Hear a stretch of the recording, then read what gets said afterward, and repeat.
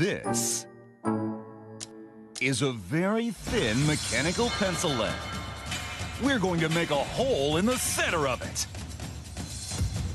Our goal? A hole through the entire 60-millimeter length. The first uses a drill. Working by hand, he can drill anything. He uses all 5 senses to work at a micro level.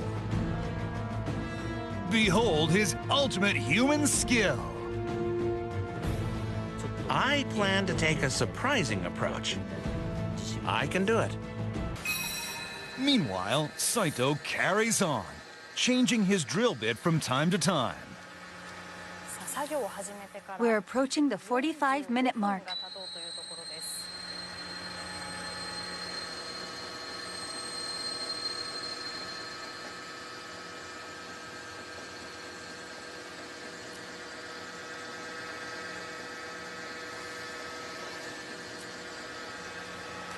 Ah, he's paused.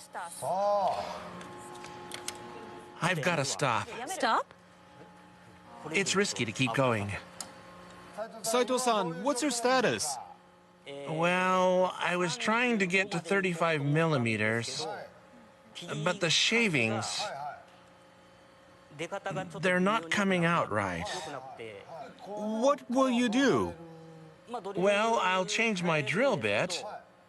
I actually had a special one made to order, and I'm going to give that one a try. So you're pulling out your ultimate weapon, huh? Yes. Saito has made it halfway. Now comes the real showdown. What's his ultimate weapon? Fantastic!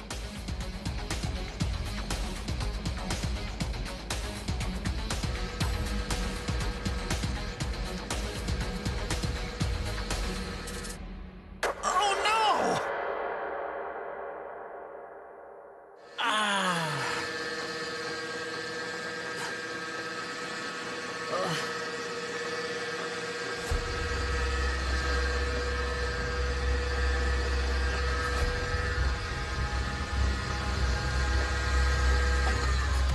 I can't believe it. It broke again. The drill broke through the side of the lead, but in a different way. It did reduce resistance. But now there's a different problem. Bending. The more flutes that are cut into the shank, the thinner the inner core becomes. That causes the drill to bend and break through the wall of the lead.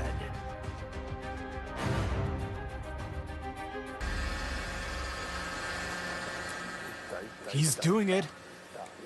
Did he do it? I'm at 57.1. Almost there. But is the lead vibrating? Will it hold until the end?